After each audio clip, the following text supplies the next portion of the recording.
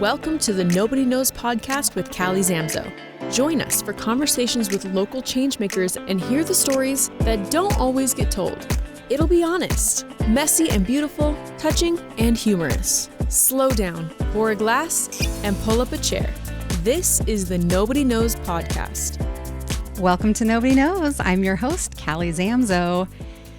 And Jody, I have a totally unique situation that's coming up this Saturday. Okay. Yeah, I'm in. You've got my attention. That could go a lot of different weird ways. I want to, the reason why I'm saying it this way is actually it's something that we've been doing at Zamzo's for, I think we're at our 34th year.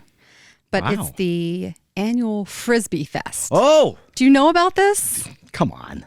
Well, do I know about maybe this? people haven't heard about this. Here's why I say that. Don't I look like a Frisbee guy?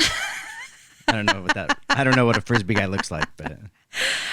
Would you be a Falf guy, or is that Frisbee golf? Yeah. Is that called Falf? Disc golf. Yes, I am. Is that offensive to say Falf? Is that a... No. It's just not what it's called. Yeah. Okay. All right. Yeah. Well, there you go. Callie Sorry. Zamzow. Easy. Now you brought out the big guns. It's too early for that. I want to talk about this Frisbee Fest. And part of the reason why I want to is that I don't think people understand what it is if they've never been before. So I'm hoping to discuss this with you and people can kind of pick up on it. So it's first things first. It's this Saturday, Okay. June 6th, which is a very special day. I think I know what day that is. It's right after the 5th. But I think, if I recall correctly on my calendar... Say the right thing. It's the day we celebrate you.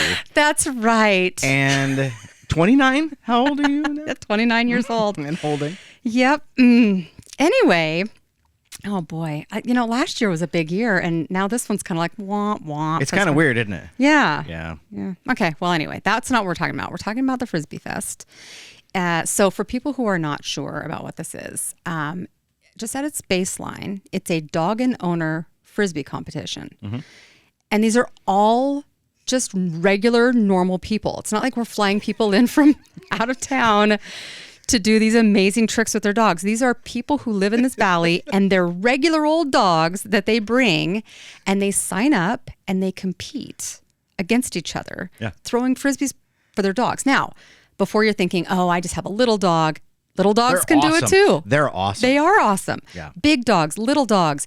There's there's the longest catch, which is always fun to see. We broke the record last year. So what is the record? Oh shoot, I should have looked that up. But it's a long ways. Like a surprisingly long way. Yes. Like the Frisbee thrower gets it out there and it hangs in midair, and then the dog just takes off running and catches it, and it's way out there. You'd be amazed how far they go. A mile. Something like that. Except for not at all like that. Not quite a mile. Not a nautical mile, not a literal mile. No, but they do paint, they paint out a whole grid. So this is going to be in Ann Morrison Park, and they paint out a whole grid so that the people can, we have judges that are out there marking the lines, and they go a very long ways before they catch these Frisbees. Yeah. And then on top of it, there's also best trick catch. So some of these dogs, maybe it's not so far, but the owner sends it going, and then the dogs do these aerial crazy catches that are super fun. We have overall performance. So sometimes you have dogs that are extra performative, and that's sort of fun. But again, remember, these aren't professional dogs. These are just regular dogs. This sounds though like a Will Ferrell movie in the making. I know. Doesn't it? Which is why everybody should come. Oh, that would be amazing. Because it's just like that. I'm telling you. And then here's the best part for me. So it's one thing, you go to a sports event or whatever, and it's humans doing it. You're maybe you get totally into it. When it's a dog, everyone is all in. We want these dogs to catch. We want them to have their aerial. Everybody's rooting for every single dog. And as a group, the camaraderie and the love is nothing you'll ever experience anywhere else. It's a really fun event. It is very fun. It's one of those surprisingly fun events where you get done and you're like, that was really, really fun. Right? I'm so glad I went. Yeah. So it's kid friendly. It's free to anybody who just wants to watch. And then I think it's $10 if you actually want to compete. And you should compete. It's fun. I promise you. People come all the time. They're like, I totally could have brought my dog and done this. It's not, you don't have to be professional. So, and if you're interested in signing up or any more information, you can go to zamzos.com. I think you probably would want to in the search bar, say, type in Frisbee Fest or whatever, and it'll pull up a whole information sheet on it. And I think you can register right there if you want to. Nice. Yeah, it's fun. It's fun. So that's this Saturday, June 6th. It starts at 9 a.m. at Ann Morrison Park. Will there be birthday cake? I don't know. How cool! Now, how cool would that be? That'd be great. A cake throwing contest. Well, I'll talk to Clint about that. I don't do a cake throwing. No, is that a bad idea? That's a bad idea. I will be there though. It's one of my favorite events. I think because it's just people loving animals, and I love that. So It's come joy. join us. It is joy in a Frisbee game. It's true. That's what it is. It's true. It's so good. So, all right. Oh, and I should mention that all proceeds are going to animal shelters, local animal shelters. So, That's awesome. Yeah. So there you go. All right. Be there or be square. Okay. So I wanted to tell a little story about when I was a little girl, and we would go to Cascade. My parents have this, I think we've talked about this kind of janky cabin up there, very old. And one of the fun things that we would do is we'd go into Cascade to the flea market. And it was really fun for us because, for at least for my brother and I, because it was like a treasure hunt. So we didn't really get it because it was a lot of old stuff. But what was fun was to watch our parents. So one time my mom found a salt and pepper shaker that were exactly like her great grandmother's. And she bought them. We still have them. Sometimes on Easter, she'll break them out and use them. And my dad would find like old fishing lures and things like that. And we just never knew. We never knew what we were going to come across. And sometimes there would be vendors who made things like aprons or something. I remember that was one of them. And I really, really wanted an apron, and it was a particular set of colors or whatever. But I just remember that being a particularly special time and really fun to find these treasures, and like a real life treasure hunt of sorts. Anyway, today we have a wonderful person in the audience, or in the studio with us today, whatever. And she's going to be talking with us about this because she has created one here in the Boise Valley and elsewhere. And so welcome to the studio, Erinn Urquiaga. Did I say it right? You said it perfectly. Oh, I'm so happy. Oh my goodness. Yes. Basque name. Yes. Welcome to the studio. Thank you for having me. I'm so happy to be here. Oh gosh, you have such great energy. It's fun to meet you and get a chance to talk about this because it is the thing that people are talking about, this thing that you've created. So will you just give us a quick background on the Boise Flea? Yes, I'd be so happy to. It's one of my favorite things to talk about. So I'm very happy to be here. I too grew up loving treasure hunts, and I grew up in Hazelton, Idaho, a little tiny town outside of Twin Falls, and grew up going to auctions with my grandparents. And in the 90s, when thrifting became a thing, my mom and I would go thrifting and find the coolest stuff. So I went to my first flea market in San Diego. It was called Kobe's in my 20s. And I was like, what is this? This is amazing. And then I started selling at the Treasure Valley Flea Market at the fairgrounds, like in my 30s. And then in my 40s, I had an opportunity to start a little flea market on State Street. That was 13 years ago. Yeah, that would have been when I was 40 because I just turned 53. And we started with like 5 vendors. And it just kind of started to slowly grow over time. It's funny when you like to find old stuff and treasures, you kind of find your people because they also like to find old stuff. And we started with like 5 vendors. And then around year 7, we embraced vintage clothing, which was kind of becoming a thing, which is super cool. And I'd love to talk about that. And we were at our location on West State Street, right in front of Capitol Lumber, for 10 years. Oh, wow. And we just grew out of it. And so this is our 3rd year at Boise State. Now we're in the East Stadium lot, 11 Sundays every year. And Boise State's been amazing to work with. We love being there. So that's a little bit about the Boise Flea in a nutshell, kind of how we got started and where we're at now. But yeah, it's so much fun. Yeah. Well, okay, so can we back up and talk about the early days? Yes. So, what was that like the beginning stages? You have so you had the idea. What sparked the idea? So I was doing consignment antique sales in a couple little shops in the area. So my friend had a shop called the Umbrella Bird and Star, and I was doing some consignment there. And then there was a little shop on State Street called Be Wise Goods and the Boise Bakery, and I was doing some consignment bringing consignment antiques in there. And the owner kind of reached out to all of her vendors and said, would anybody like to start a flea market? And I had rental properties in Twin Falls, and I was like, well, yeah, I could do that. Like, I can rent spaces, and I have good communication skills. So yeah, let's do it. And yeah, so we just kind of got started. And it was mostly my friends and my mom and me that started. And then as people started to come, they were like, I could do this. I have a lot of stuff I'd like to sell. And then it just kind of grew. And someone told me, this is interesting, if you have good stuff and you put pictures, on Craigslist or Facebook, people will come. And people just kind of kept coming. And we created this fun little event. And then every year it just kept getting bigger and bigger. Wow. Yeah. So typically, do people, they have things that they've collected and they're like, I want to get rid of them? Or do people like buy them at one point and they're like, ooh, this is probably worth something now. I think I want to sell it. Like how? Yeah, I think it's a little bit of both. I think it's a lot of collectors maybe they start with collections and then they think, oh, I think I'm kind of over this, or maybe want to collect something else. And you accumulate things. Sometimes it's people clearing out their family's estates.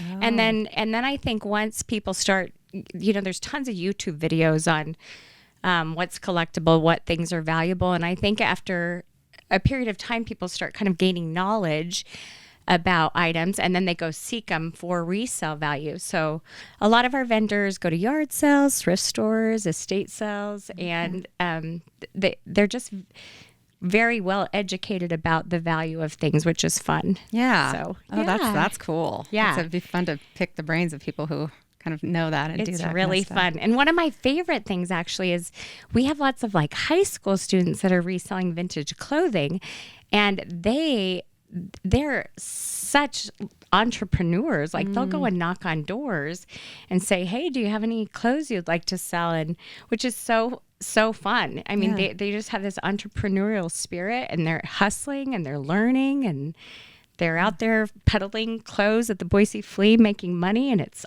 awesome. Oh, that's really cool. Yeah. I wish this is a time when I wish people could like be in the room and feel your energy. Aww. So you're just in this short period of time, because we just met. Yeah. You're I can't decide whether you are just like you just have this passion for what you're doing, or whether it's like this full like business minded thing. Like you've got both. And I'm kind of trying to, I'm like, well, I wonder in the beginning, was it just for fun, or was it like, no, this is a business, or was it both? Like, well, first of all, thank you so much. That's the best compliment. I appreciate that.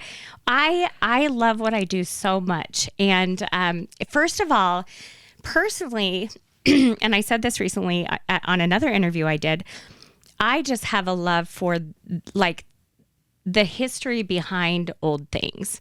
I love old things. I love the stories they tell. I love the way that they're made. Like if you took an old table, for example, that had a drawer in it, and you open the drawer and you see the dovetail, the way that it's connected, like the front of the door to the sides of the door. And you just see how well things were handcrafted, especially in America and even in Europe, wherever you buy furniture. And then you can imagine like where that piece of furniture was handmade, how it got here, right? Probably from the East Coast, and who sat at that table, who had dinner at that table, who wrote a letter at that table. And I love the stories. I love to find old photos with items, which is really fun. And so for me, I love that. And then I think my background is in school and mental health counseling. So I've always just had a heart for helping people.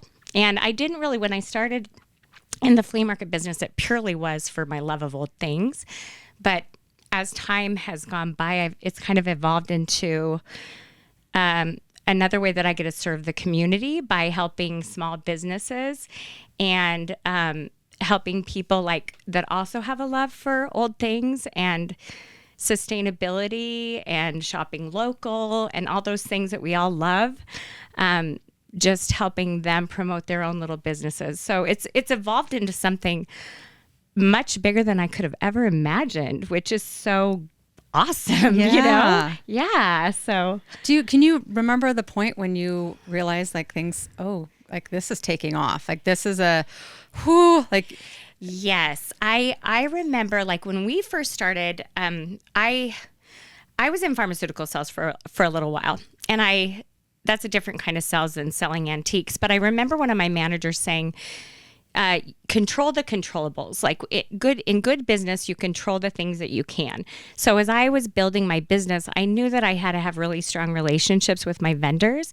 And then I also needed to really market my event. And so I brought in a good friend of mine to help with all my social media and stuff, because I knew I needed to focus on vendor relationships. And if I had somebody else taking care of the social media and part of the marketing, I could really work on relationships. Because as you know, Callie, like successful businesses are all about relationships. Yeah, absolutely. I mean, really, like, and I even say this all the time, we all love the stuff. We love the old stuff. But at the end of the day, it's all about relationships and how we treat people. Yeah. And every relationship should be a win-win, you know? So back to your question, around year 7 was when it really started to take off.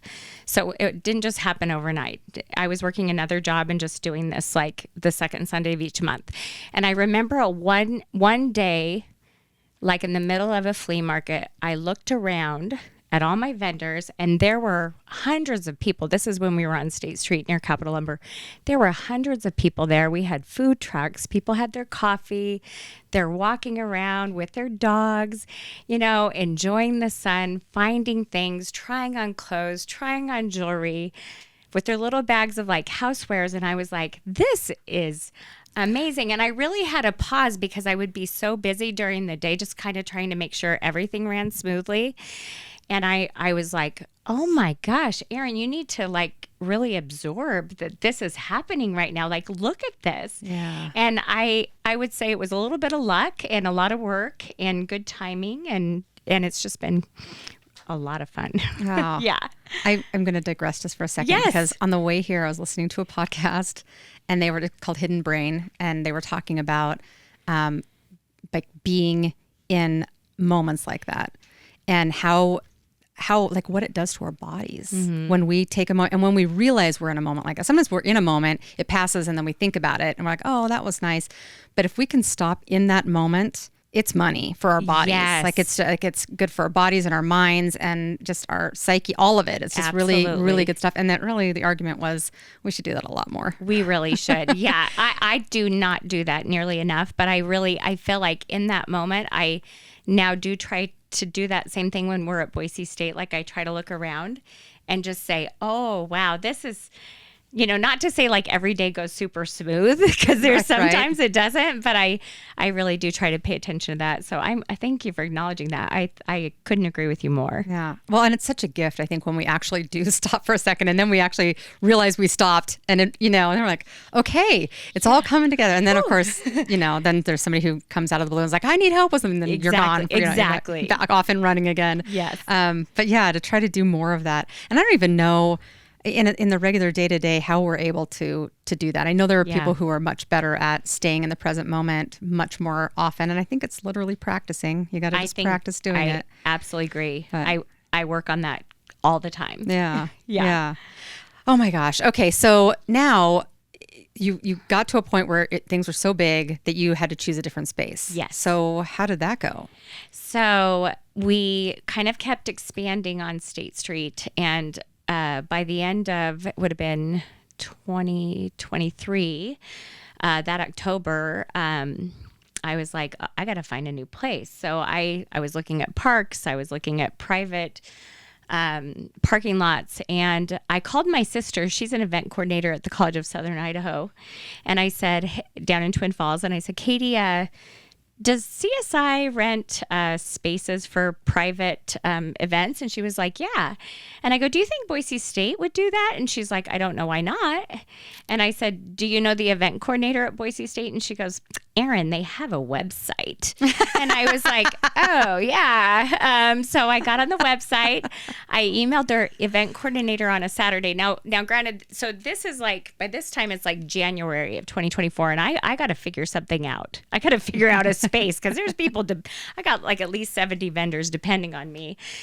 And I literally prayed about this. I was like, if this isn't going to happen, it's going to be okay. But, like, God, please help me find the right place. Yeah. I really did. I contacted Boise State, the event coordinator, on a Saturday. On Monday, I had a meeting with their head of parking because that's who I work with at Boise State.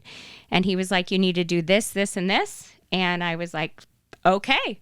And they've just been absolutely fantastic. The stadium is such an amazing place to have an event. And if you think about it, in big cities, most of the big flea markets are at like the Rose Bowl or different kind of stadium parking lots. So that just really gave us a footprint to be able to expand. And the nice thing, like if anybody remembers our old location, parking was always an issue. Now we have plenty of parking, and we were able to bring in food trucks and coffee so people can come and shop, get something to eat, get a nice coffee, and spend the day with us. So so that's kind of what happened. I think there's something to the association with the university too, because I think that you're kind of right there with, I think of, I think there's a whole gamut of people who like to go, but I think at the university, students are very aware of that, especially these rising generation. Sustainability and all of that is a big part of what they're into. And I didn't really kind of like grasp all of this until my daughter she just finished her first year of college, and there are all these different things. Like now I'm a part of like every website known to man that attaches to anything my daughter does over in New York City. So, but there were several of them that are talking about these fleas that are popping up and and just a really cool thing. Yeah. To add to that, my friend who sells jewelry at the flea market, she said, Erinn, young people don't want to buy new. Like, it's really important to them. They're concerned about the environment. They're concerned about sustainability. And I love that. And a couple of other things I was just going to mention that you sparked my memory about. One of the things that someone from Boise State said is that you go to Moscow, for example, the University of Idaho, and they have a Saturday market that's really close to campus. Like their downtown's really close to campus. So community in that area is a little easier to attain. And at Boise State, he said, our downtown is a little ways away from campus. So the Boise Flea brought the community to campus, which is really cool. So college kids love it. But I think one of my favorite things is I have one vendor that's in high school, and he does all my TikTok posting because I'm not a TikToker. And I give him a discount on his booth for TikToking, but he gets hundreds of high school students on campus. And I know that those high school students having a positive experience at the Boise Flea are thinking, I could see myself on a college campus. Maybe it's not BSU. Maybe it's just, this is cool. Like, and so it's all these good things coming from a Sunday, it's really cool. Yeah. Yeah. There is something about a university campus. And I do find myself, my husband and I will take walks and we'll go up the Greenbelt and then we'll find ourselves on the campus. It's kind of fun. It's kind of fun to watch the co-eds walking, and we make up stories about what they might be doing or what they're up to. Yeah. There's a good energy. Yes. It's absolutely. Yeah, 100%. And you see things that you don't see in the rest of the community. Like it's just university kids. It's fun. Yeah, it's so cool. And there's such a good energy there. Yeah. And the other thing, like if you come to the Boise Flea, and I hope you do, and I hope our audience does, it's like a fashion show. Like it's so fun to see. So what the other thing I was going to say is like the way that young people are, they're kind of presenting them to the world like through their fashion, which is super cool. So it's kind of like a big fashion show. It's really fun to watch what young people are wearing and how they're expressing themselves. which is fun too. This is way off target, but I'm just curious on your perspective. Yeah. So I'll see something like a style where somebody's wearing like a vintage t-shirt of some sort. And then I can't tell anymore at age almost days away from being 51. I can't tell anymore whether I can wear that kind of stuff. How do you know that? Like, how do you? Yeah. No, because Here's how I know right now. When my daughter's home, unfortunately now she's not home most of the time, but this summer, the way that I will do it is I will talk to her and she'll be like, no, or she'll be like, yeah. So that's how I know. Oh, that's awesome. But when she's not around, I don't know. Yeah, you and I are in the same place with that, because if I wear too much vintage at once, I feel like I'm wearing a costume. Yeah. You know, I feel like I'm dressing up for Halloween. Yes. For me, I want to make sure what I'm wearing is authentic to me, and I think that's what young people are doing. So, like, if I listen to Pink Floyd, you know, in high school, which I did, I'm gonna, like, I feel like if I wear a Pink Floyd T-shirt, I can rock it, right? Yeah. But I really try to, like, when I'm making decisions about fashion. And then I personally don't like to wear all vintage. Some of the young people I look at that do, I'm like, oh, that's so cool. Yeah. You know, but I just think whatever you feel comfortable with, you can rock it. Yeah, you should. Right, well, yeah. Well, we'll see how that goes. Okay. My daughter, when she's a big musician, and so, but she always loved to wear band shirts, and she would get band shirts for Christmas and whatever. But my big rule for her was you have to have listened to the band. You can't wear it if you don't know. With my kids, but she loves that. Like she's like, of course I would have never. Like I wouldn't. It's sacrilege. I would never wear a shirt that I don't know. But then people will ask her. And I remember when she was little, and people were like, really, like Rolling Stones, you know, sing a song, and she'd be like at the ready to sing, like people would be like, oh, she does know. So anyway, it's kind of funny to. Little side rule. Can I tell you a super quick story about a Nirvana t-shirt? So one of my vendors is a sophomore in college, and so he's like 20. He found a Nirvana t-shirt at a thrift store that was from 1995. I went to that concert. Oh, wow. At Boise State in 1995. So I was like, did you listen to Nirvana? And he's like, yeah, but I wasn't born, you know. And I was like, so he told me he had an offer for this 1995 Nirvana t-shirt for $2,000. What? And I said, so you're telling me I should have bought a t-shirt at that concert? And he said, Erinn, you should have bought all the t-shirts. And I was like, darn it.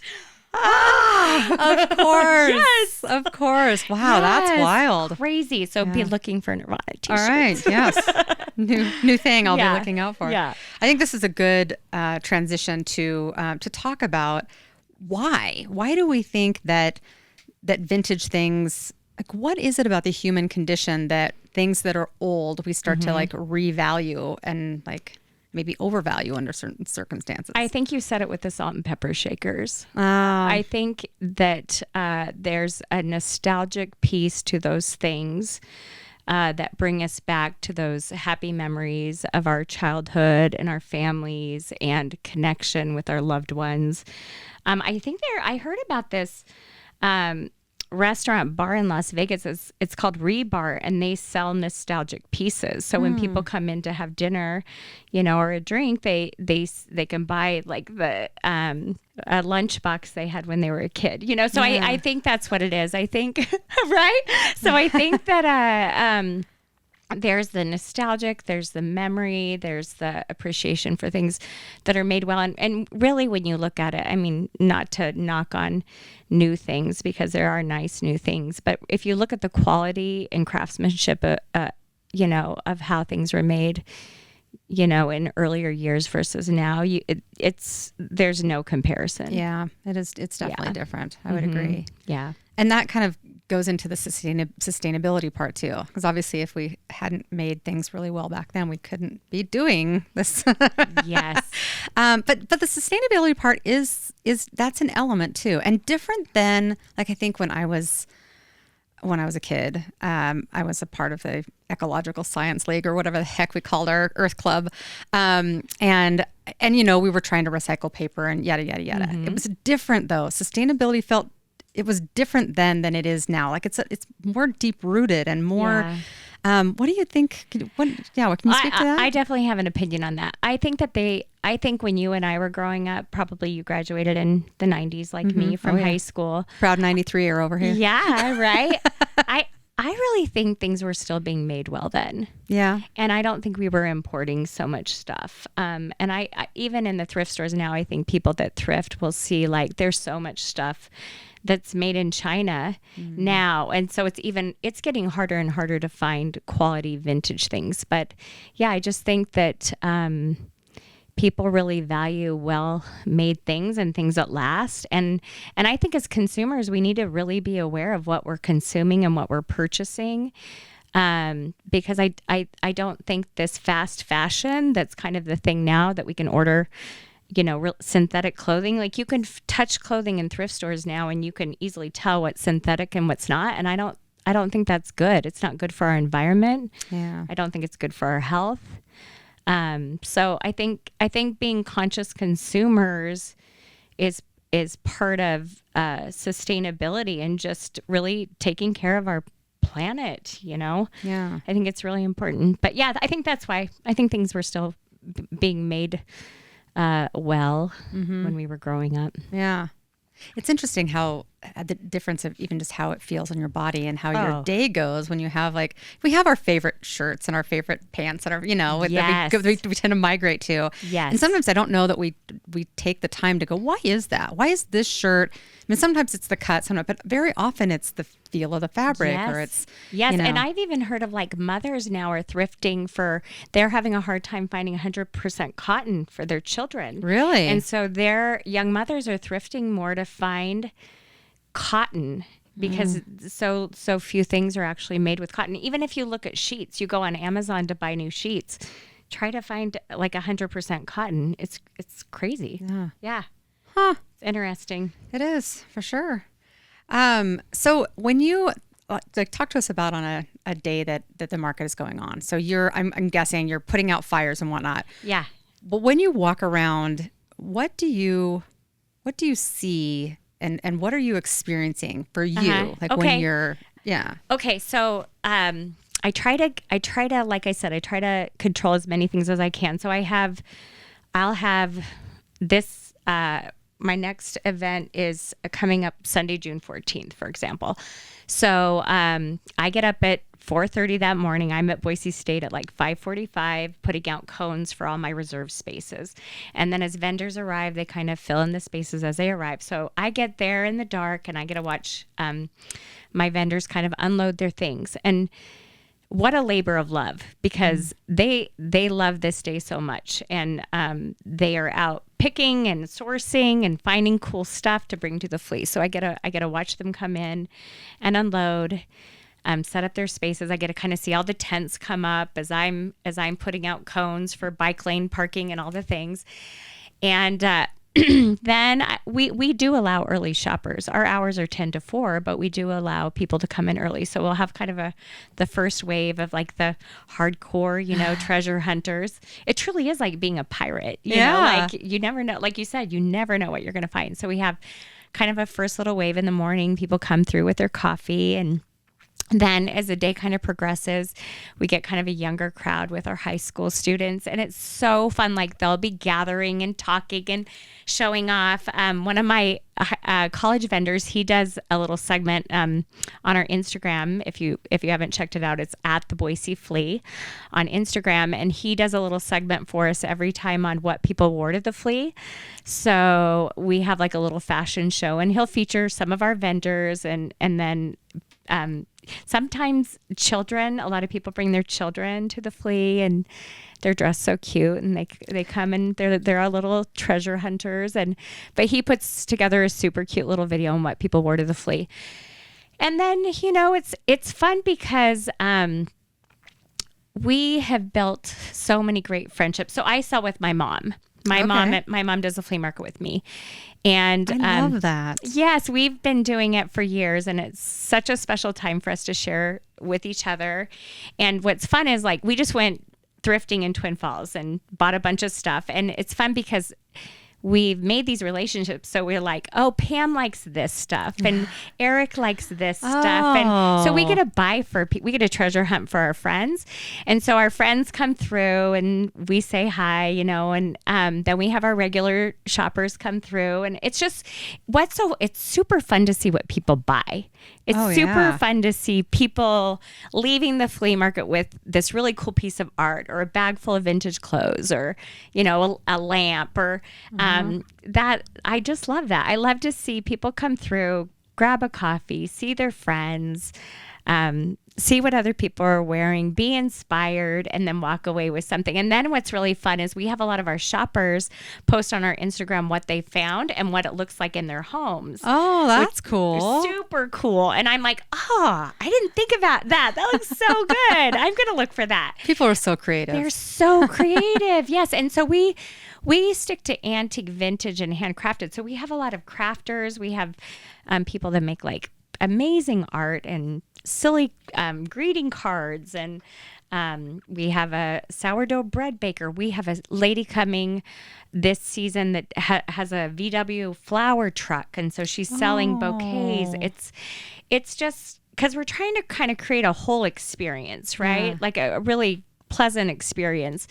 But yeah, I think all those things together just make the day. And we're tired at the end of the day. At 4:00, we're like, whoa, but it's still the best day of the month. Yeah. It's so great. It's so welcoming. I want to go right now. I know, right? Yeah. Okay. Well, you didn't stop at this. This is not the only thing you're doing. Yes. So let's talk about some of the other stuff. At the end of last year, my friend Dee Dee, she has Forget Me Not Antiques, which is amazing. If the community hasn't been there, it's amazing. She just creates the most magical antique vignettes, and she has beautiful things. And so she approached me and she said, Erinn, would you like to run the flea market again at our old location? And I said, well, Dee Dee, it needs to look different from the Boise Flea. But yes, I think I would. And I prayed about it. Mm-hmm. And I was like, I think I should. Because a lot of our patrons, especially our little bit older patrons, they don't love vintage clothing. They're like truists when it comes to antiques. They like primitives. They like old stuff. So I said, what if we did like a brocante? I'd been to Paris the past couple summers, and the flea markets in Paris are called brocantes, which is just a fancy French word for flea market. And I said, what if we do an Idaho brocante and we just have antique home and garden? And we're like, yes, no vintage clothes.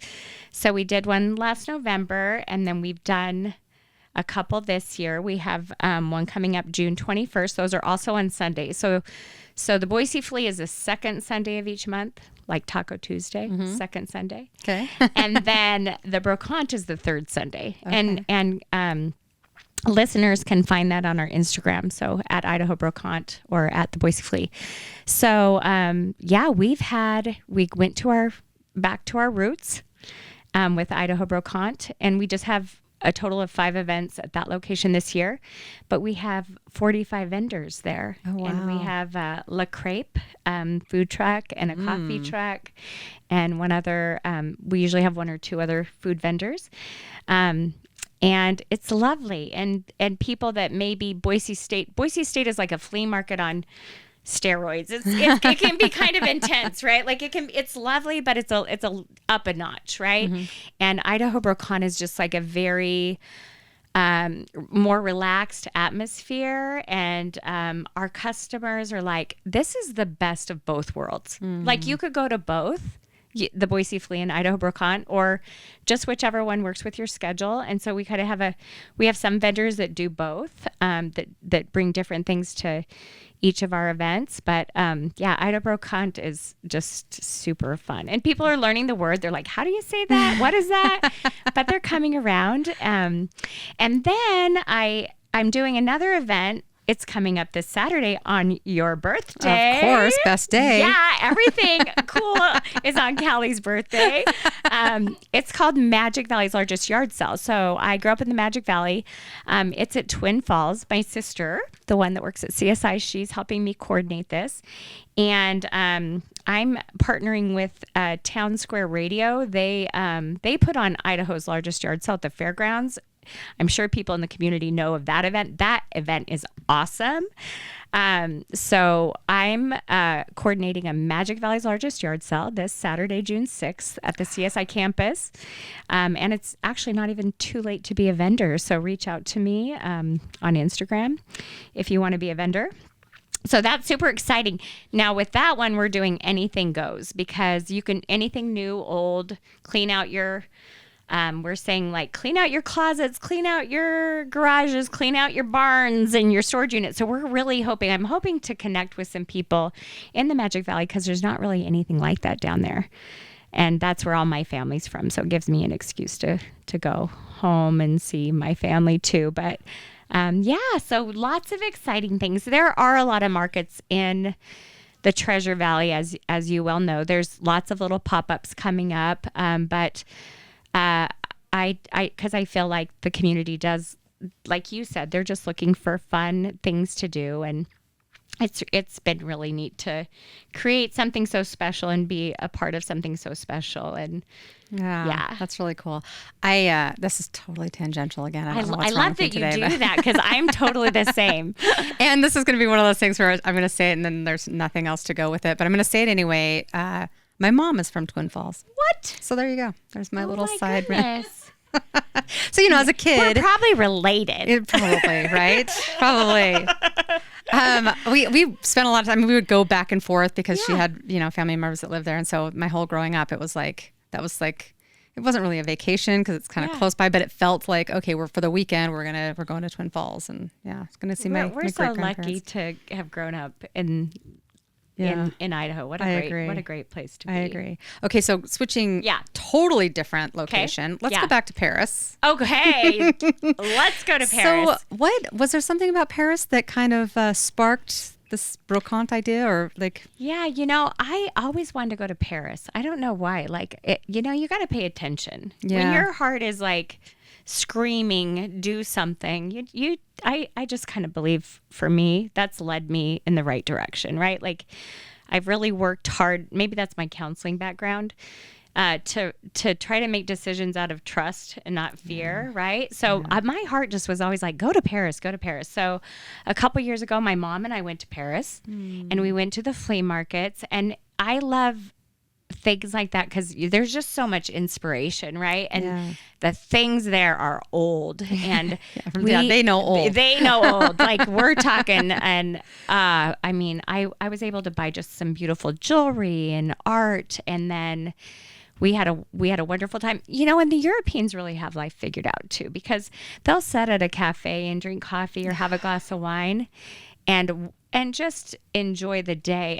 And I think that's where we Americans are sometimes missing the mark, because we're just so, we're driven in a good way, but sometimes we don't slow down enough to really enjoy life. And so I was like, whoa, I like this. Like, because I've always been an accumulator, because I'm in the business of accumulating things. And I was like, what's really important is slowing life down and enjoying moments, like we talked about earlier, bringing it back. It's a theme. And so then I went back last year again. So now it's kind of my new thing. I go to Paris every summer. I'm going this August with my mom and one of my girlfriends, because now I kind of know where to go to actually be able to buy stuff and bring it back. So last summer I filled up 2 suitcases full of oil paintings. Oh, wow. And I kept my favorite, and then I sold some, and that helped pay for my trip. Oh, that's cool. Yeah. So it's just, I love Paris. I don't know what it is about it. It's just a really magical city. And like I said, I think when we are able to go experience those things, we could bring those experiences back and apply them to our lives. And I love that. And so I feel like, Brocante kind of was born of that. We kind of came back to our old location, came back to our roots, and then I wanted to do something a little bit different. So through that Paris inspiration, I kind of applied some of those things I learned into that. So do you hope that when people are in the midst of either Boise Flea or Brocante, where they have that slow down time, where they're in the moment, where they're as they're shopping and they let themselves see an item and reminisce for a half a second and be in that moment and not be caught up in, in 10 minutes we got to leave because we're going to eat lunch by this time because then we got to. I think they do. I think that a lot of people describe going to thrift stores or seeking treasure as therapy. It can be very therapeutic. It can also be an addiction if you're not careful. And people that like old stuff know what I'm talking about. However, I feel like it's kind of the same experience. We've kind of created that in Idaho where people could kind of enjoy the day, and we do it on a Sunday just because that's when the locations have always been available to us, but that is kind of lovely because some people go to church and then come spend the afternoon with us, and some people come in the morning, and it is kind of like it's kind of their time to slow down and connect. Yeah. And I think they do that. I think they do slow down and enjoy the day. So this is so funny to say this at the tail end of that. Yeah. What's next? I know. What is Let's next? get out of this moment and let's look in the future again. Yes. Well, I want to do this podcast with you, Callie. That's what's Yay. next. Yeah. What is next? So people ask me all the time, which is really exciting. Like I get asked, when people have locations, sometimes they ask me, would you like to do something here? Would you like to do a market here? Or would you like to partner with us? And which I am very grateful for for those opportunities. But, as a business owner now, my responsibility is to make sure that my main focus is the Boise Flea and Idaho Brocante. So I'm very cautious of how what else I take on. Mm-hmm. And so I don't know. I have a lot of ideas. I have to kind of rein myself in. But yeah, I guess you never know. That's the beauty of life is we're always growing and learning and having new inspiration. And so I'm always open. I will say this, every time I'm given an opportunity, I have a friend that has some property in Garden City and wanted to start something. I always go look and I always go kind of assess and have a conversation because I kind of believe that that's what I should always do is just see what the opportunity is and if it makes sense and it doesn't, hinder what I already have. But yeah, I don't know what's next. So if anybody has any ideas, we'll be watching. Yeah, thank you. Yeah, and in the meantime, just continuing to make the things I have going on just that much better, I guess. So, wow. I'm excited to see what's around the corner. Thank you. I'm going to take a quick break to thank our sponsor. This episode is brought to you by Zamzows, your local source for garden, pet, and planet-friendly products. As a thank you to our Nobody Knowz listeners, use code Boise Flea, that's all one word, at checkout on Zamzows.com to receive 10% off your online order. The discount applies automatically and is valid online only and excludes lawn programs. And it runs through August 31st of 2026. You can even buy online and pick up in store at any of our 12 Treasure Valley locations. So visit Zamzows.com and let's grow something good. Nobody knows like Zamzows. Okay, we're going to shift gears. Okay. This is the sharing is caring segment. Ooh. So a little more rapid fire questions. Okay. And there aren't any rules here, so just answer how you decide. Okay. So here's the first one. A recent moment where you felt really proud of the Boise Flea. After our last event, I had a brand new vendor tell me what a great day he'd had. He had just lost his job and he was really nervous about how he was going to pay his bills. And he sold propagated plants that Sunday at the flea market. And he did so well that he was just so happy. That's awesome. And I was just like, that's so cool that, that he can come here and the community is like, you have plans and just supported him. So I was super proud about that. That's really cool. Yeah. I love that. And it's fun when people propagate plants because they're a lot of times they're plants you can't buy. Like you can't find them anywhere else. So it's a really cool thing. So cool. Yeah. How about something outside of work that helps you recharge? Well, I lift weights. I was going to ask you about your guns. I'm like, either you just are doing a lot of lifting at the Yeah. flea, or like you're lifting something else. But Yeah. you've got great arms. Oh, thank you. When I lift. I hope that's not inappropriate. No, thank you, Callie. I knew we were going to be best friends. Yeah, so it's funny because when I do lift heavy furniture, I call that junker size. Oh, Have you ever heard of that? no, but I love it. That's awesome. Yeah, but no, I try to walk like an hour every day. It's just kind of like my meditation time. And then my son started lifting weights with me a couple years ago. I've lifted weights for a long time, but health is really important. And then keeps me. I need that energy for flea market days because I have to be like the Energizer Bunny. I get like, you guys, I track my steps and I walk like 25,000 steps on flea market day. Oh, man. It's I believe crazy. it. Yeah, it's crazy. So I would say that. And then I love to go hike in the Boise foothills. I love Polecat Loop. I don't know. Don't go there. Nobody go there. No, just Scratch kidding. that. I'm just kidding. Yeah. But no, I just love to go hike and be in nature, I would say. Okay. Yeah. Well, I was going to ask you your favorite way to spend the weekend in Boise, but I think you may have just answered that. Is that? Well, other than at the Boise Flea, probably in the foothills Yeah. or meeting with friends. That's nice. How about a style item or an era that you always come back to? Ooh. Well, I love country music, so I would definitely say like I love the whole Western vibe. I love to find Wrangler pearl snap shirts, and I'm a big fan of turquoise and sterling. But I also love like the 1920s. I love like the flapper era and like that style of clothing. But I'm a 70s girl, so I feel like I'm trying to channel like Farrah Fawcett right now. Like yeah.